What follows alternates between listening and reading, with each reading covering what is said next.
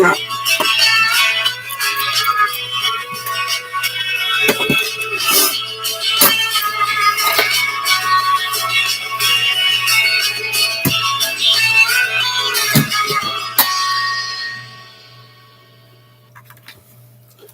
morning, good morning, good morning, good morning. Celeste Silvercord here.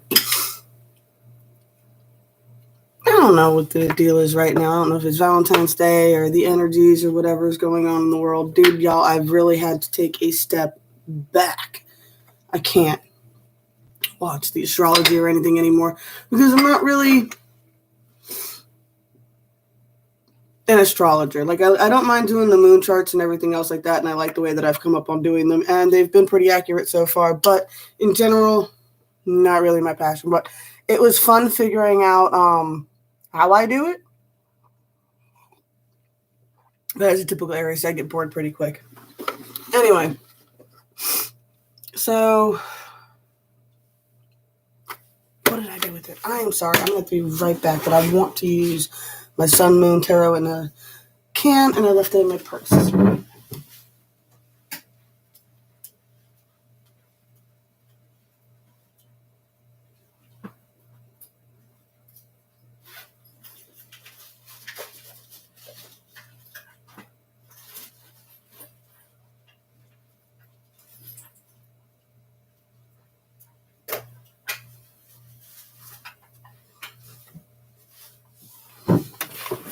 Sorry, y'all. In my life, I always have a deck of cards on me. Always.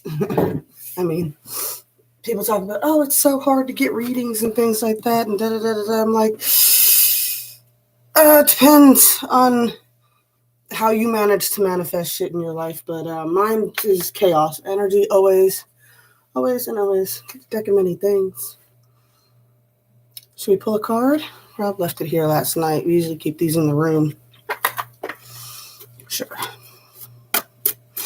Tell you what, we're just getting better and better at these. You would think after so long I'd be a little bit more, I don't know, normal on camera. Too many, y'all. Too many.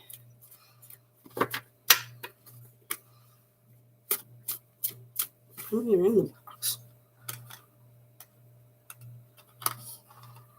We've created the ones in the box. We've created so many of these that they don't even fit in the box anymore. You have to make 2 boxes for them. We didn't even get those boxes to hold all these cards. I'm supposed to be making them for the Zendan, but that's how we roll over here. What everything we make, we start out just making something we wanted for ourselves. Anyway, no, I saw an inspirational video of this guy who was 475 pounds, and he was trying to document his weight loss. And the first couple of videos, he gained weight, and he was really upset. And then somebody sent him a thing, and it was a yoga instructor, and he started doing the yoga, and then he started steadily losing weight. And I don't know, it had me teared up, watching this guy's story and watching him struggle, because I remember, man, 7 years ago now,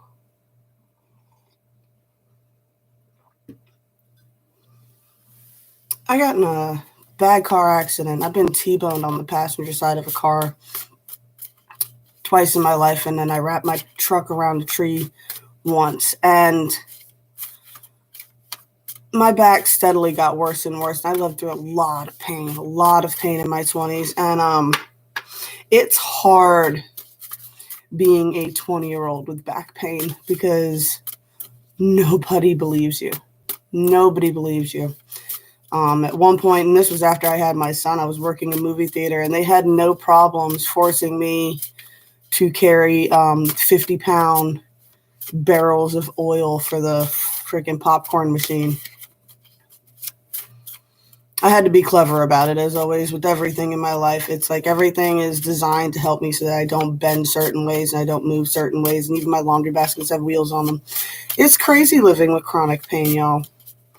6 years ago, I can distinctly remember taking my kids to school, and then I couldn't even ride in the car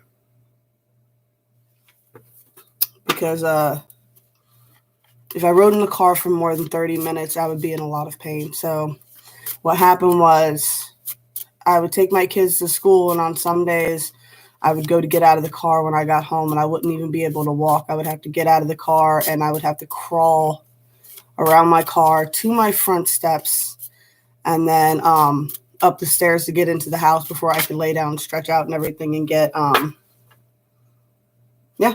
mobile again.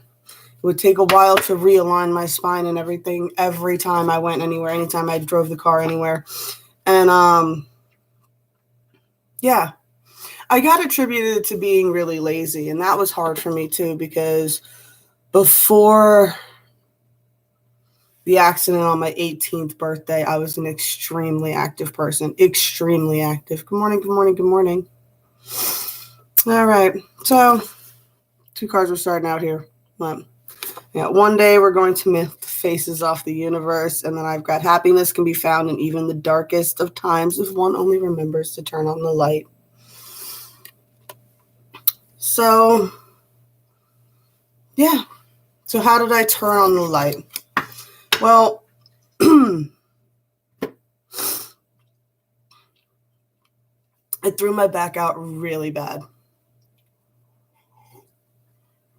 Really bad. The worst I'd ever done. I was 30. They said it was my first year in a relationship with my second husband. I sat down in the car too fast, coming home from the grocery store, and I tweaked my spine. And I was in so much pain, and I literally could barely walk for 2 weeks. And it was so bad I couldn't even take care of my kids. My kids had to come and stay with my sister for 2 weeks because I couldn't move around fast enough to get them ready and to do anything for them. I couldn't stand long enough to cook dinner, and I couldn't do anything. I could barely walk. I was lucky if I could make it between the couch, my bed, and the bathroom. And after that is when I started doing my full moon castings again. And they started out on my tiny little screen porch on a little circle table that I still got in the teepee today. And it was just a basic calling. I asked for abundance, strength, passion, and compassion. And my main goal was to get out of pain. And at those times I had started doing the yogas. I started with really, really, really easy yogas, right? Just to get the stretching and stuff going again. I did have the option for like cortisone shots and stuff like that, but I had crap insurance. So I never got approved for any of that. So I had to figure out how to do it all on my own. Also around these same times is when they really cracked down on pain pills. So even if I went to the hospital, they couldn't give me anything by law. They weren't allowed to give things for back pains. I stopped going to the hospital anyway, because anytime I went, I would have to go through this whole thing with the doctors where they would treat me like a drug addict and a loop. It was so horrible. Like one time my aunt even cried. She was just like, dude, you weren't lying. They really do treat you terrible here. And I was like, I know. I was like, give it a little bit. And she was like, what? I was like, give it a little bit. They're going to go pull up my records. They're going to see my MRI, and then they're going to come in here and apologize. It happens every time. But first, I have to go through the gauntlet of being treated like crap and like I'm making it up. And you can't get hysterical, especially if you're a woman. If you start crying or anything, it doesn't matter the fact that you're in pain. If you act hysterical at all, they will treat you like a drug addict and you will not get any help. You have to be able to remain calm in pain while people are telling you that you are lying because you are too young to have the problems that you're having, until they go and check your records, and then they got to come back and apologize. Because, there's extenuating circumstances to every situation. I wasn't in there crying like I had just pulled my back for no damn reason. No. And have I had setbacks throughout the years? Yeah. One time I was climbing down, well, it wasn't a ladder. It was a makeshift ladder, which is probably where the problem started. Anyway, the last rung broke, and I slammed my leg down on the ground too hard, and I jarred my back then. And similar thing. Whenever I jar my back like that, it takes several weeks to take steroids. I literally go from a wheelchair to a walker to a cane back to being able to walk again. It's only happened once, but once since I was 30, once since I started doing the full moon spells. And what happened then was weird, and I really attribute a lot of it to my Kundalini. I think it was like a realigning of my spine, just the way that all went down, because I never experienced spasms like that. I had pains where if I moved it would spasm, but I never had one where I could be laying flat, not moving, and still almost like contractions in labor. Bam! Every 5 minutes. I mean, full-on convulsions, like I was being electrocuted. Freaked the hell out of my second husband. He even called an ambulance at one point. You know, why am I talking about all this today? Because yesterday I walked almost 6 miles. I think that was funny because we did that fishing. So it was like walking to all these different ponds and stuff and hiking through the woods and all that. And I'm just so grateful that I can do that now. Like, I never got into witchcraft over love or revenge or pettiness or anything like that. I always got into it for a point of inner work. And I think that's where a lot of people are missing the point when they get started. They get so gung-ho. And I'm bringing this up because it's Valentine's Day and there's going to be a lot of people hurt out there and wanting to cast for love. I'm going to be doing a Love's Guiding Light in the Coven, the Silver Cord. And I was explaining in there that true unconditional love is platonic.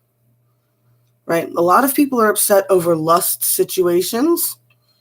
And true unconditional love is platonic. True unconditional love exists between parents and children.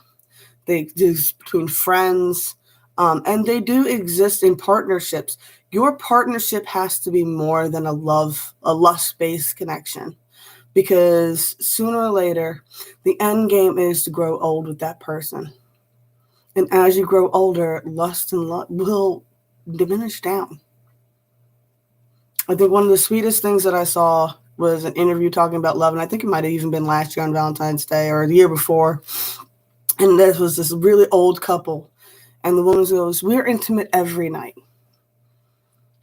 And they were like, you make love every night? And she goes, "No, I can't remember the last time we made love." And she goes, "But we're intimate every night. We sleep naked, holding each other every night. Always have." When it comes down to that long down the line, you have to have more to stand on than just a lust-based connection. All right, so when I cast love spells like Love's Guiding Light, that's for an unconditional love. And as I was trying to tell people, I'm like, look, this is going to bring in whatever love you need and whatever love really needs you. So this can be a long-lost friend suddenly showing back up. This can be an old family member showing back up. And in some cases, some people got pregnant. But there's no greater unconditional love than your own child. So it really is. Yeah. So I think that's an important message for Valentine's Day, especially this year, since it will be an unconventional Valentine's Day. And don't feel bad if you don't have somebody wining and dining you in some fancy restaurant, right? Focus on your true unconditional love connections this weekend, y'all. All right?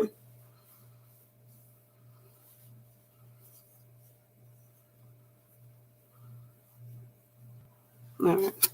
I do see a lot of passion on the 3D line here, but still a lot of recuperating needing to be done. There is success moving forward and an acknowledging of what you have control over and what you don't. But there still is this fear of failure, of a cycle of failure here. So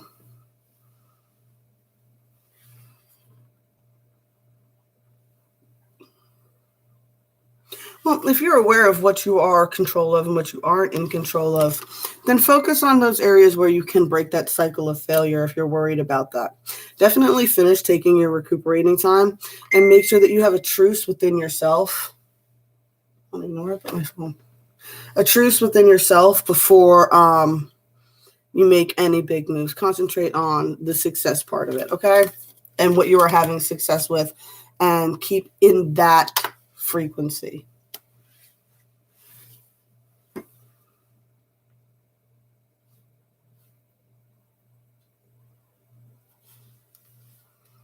All right. We're popping off already this morning. All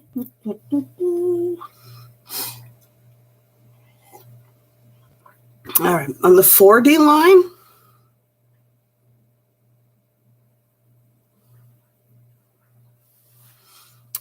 all right, so on the 4D line, we have the Knight of Pentacles, the Knight of Swords, the Two of Cups, the Six of Swords, and the Moon card.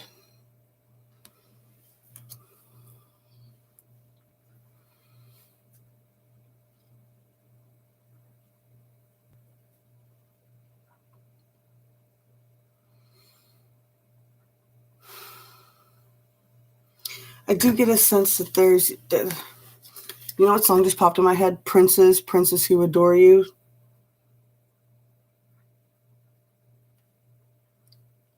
One wants to buy you flowers, one wants to talk for hours. And this could be all within the same person. Everybody's got dual aspects of their personality for sure. This is definitely a strong connection, though, on the 4D that's coming on. Now,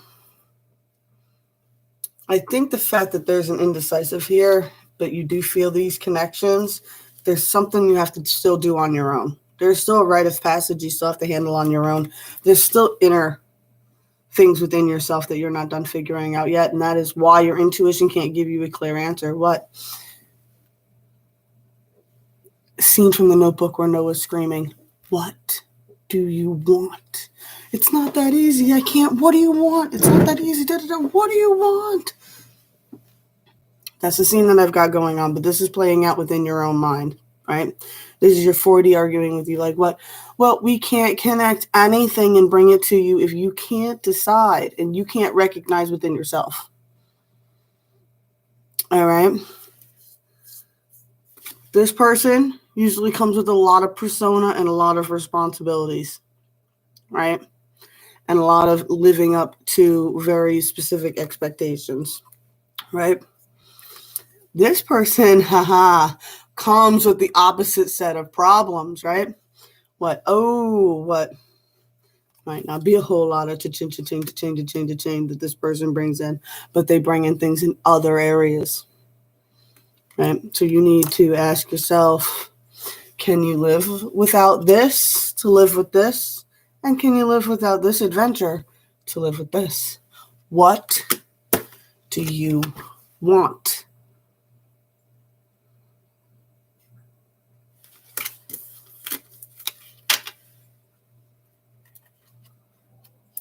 I feel like that was very specific for a specific person. Ooh, accidentally pulled that one. It's all as dramatic as you want to make it, y'all. I say this all the time. And for somebody who's made it pretty dramatic, I've had to own to my own aspects of what? The drama Aries in me. The drama Aries in me, the toddler, pitch fits and made that way more dramatic than it had to be. You have to own that within yourself. Look, it's not easy going through these things, right? The 5D is telling you definitely maintain your healthy boundaries. You know what I'm saying? Maintain those healthy boundaries that you've set up while you're working on yourself. Even if you're within a relationship, you should still be working on yourself. And it is okay to take space when you need to. All right? Maintain those healthy boundaries. Discern what you want. What do you want? What do you want? What do we got in all these cups? What? What do you want? I don't even know what the hell that's supposed to... Oh, it's a snake. Okay. A crown, a castle, a victory wreath, a snake. The first time I really looked at these cards. Look at all the planets. It's got Pluto has a skull in it. Neptune has a snake in it. Mars has a victory wreath in it. The moon card has a castle in it. The Jupiter card has a crown in it. And I'm not... Oh, okay. It's an actual heart in the Venus cup. But now up at the top is a mystery cup. And what I like about this card is what? You can set your focused intent on whatever you want to manifest, or you can open yourself up to things you couldn't have even imagined for yourself. Telling y'all. 10 of Pentacles. Maintain your healthy foundations. All right? Maintain your healthy foundations. And keep the cycles at work, man. Keep the cycles at work. Definitely see you guys moving on from Spilt Cups, focusing on the Two of Cups connection there, right? This is reverse. So she's starting to turn around to it. And we're coming out of being lost in the forest. It's time to start recognizing yourself, really. It's time to start recognizing yourself. It's little things, y'all. It really is. It's little things. It's owning up to things like if you don't like pictures of yourself, you need to figure out why. You don't like looking in the mirror, you need to figure out why. You know, it's like people are like, I don't like pictures of myself. Why? I don't think I look like that.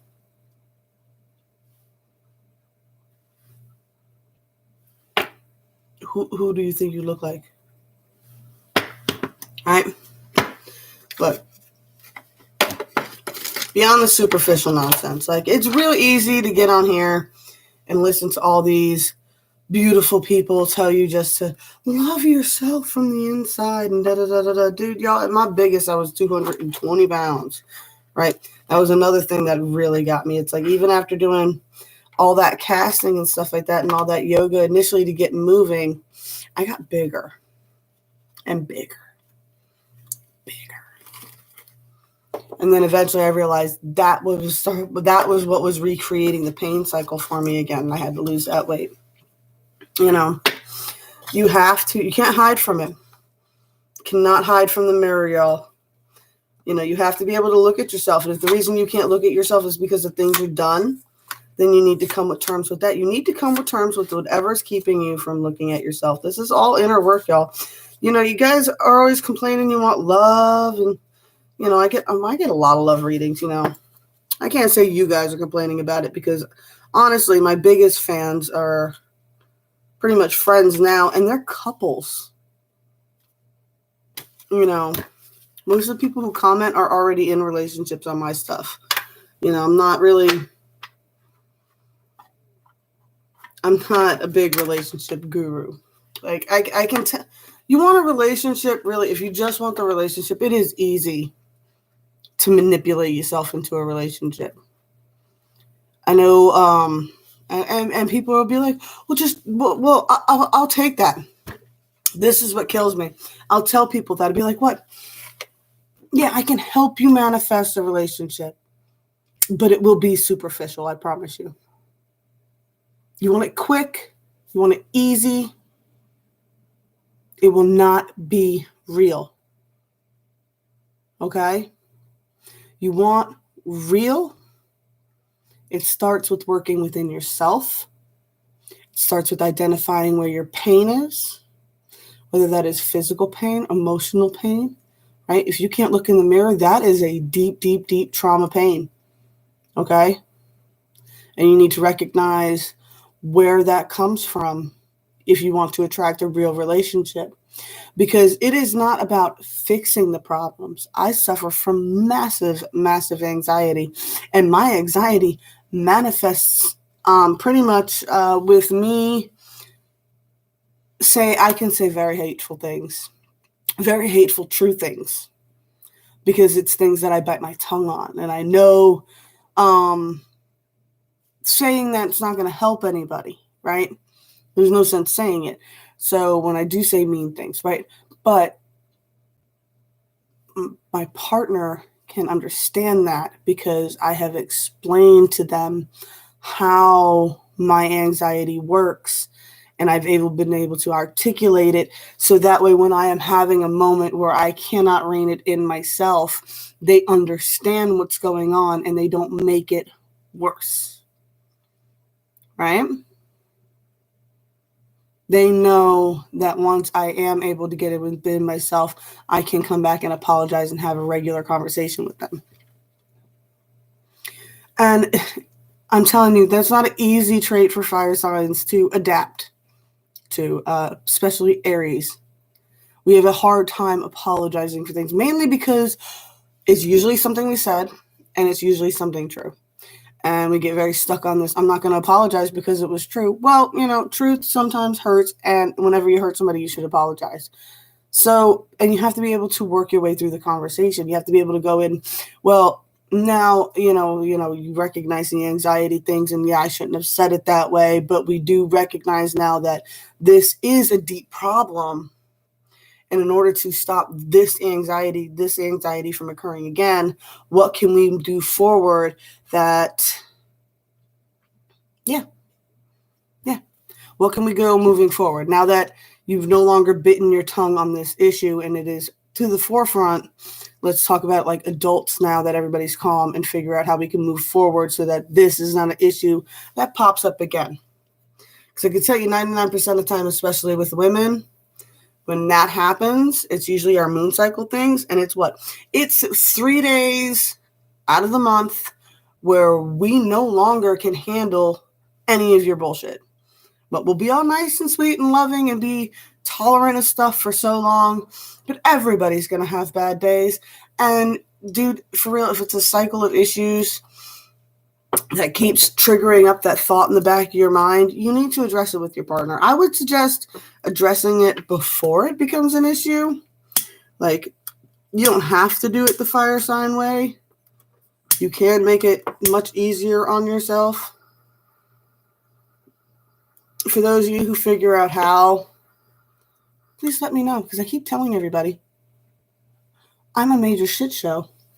Yet everybody seems shocked when they figure it out. I don't know what to tell y'all. But one day, I'm going to melt the faces off the universe. And happiness can be found in even the darkest of places if one only remembers to turn on the light. All right. Anything else? Let's get a magic card and then we'll roll on out of here. I hope you all have a fun Valentine's Day. Kids are still asleep right now. Everybody's still asleep right now. And then we are going to, I don't know, I wanted to make bird feeders, but it is raining again.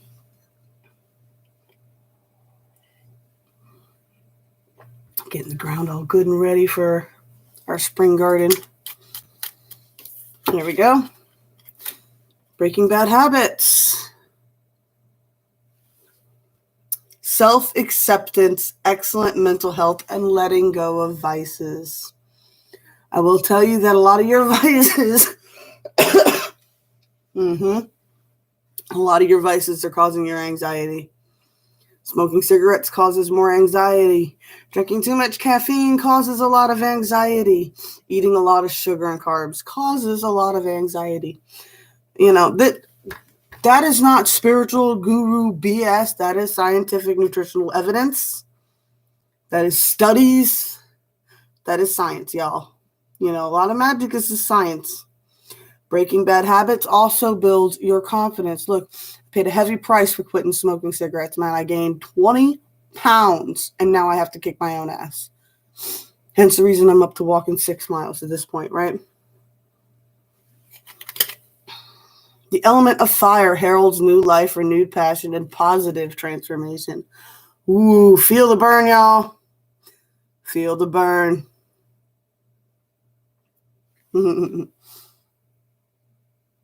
And beyond that, one of my favorite angels to call upon is Michael, but do not call upon Michael to transform your life if you are not prepared to have everything in your life burn to the ground so that you can do it again. Michael brings towers. So if you're looking to get out of situations and stuff like that, for sure, call upon him. Don't be mad when they take away. That's the other thing I say too. Don't be shocked when you do things to repel negative energy in your life and certain people disappear. Pay attention. When you're calling in positive energy, pay attention to who appears. When you're casting out negative energy, pay attention to who disappears. All right. I love y'all. Blessed be all those who walk these weird and windy paths with me. I love you guys, and I'll catch you later.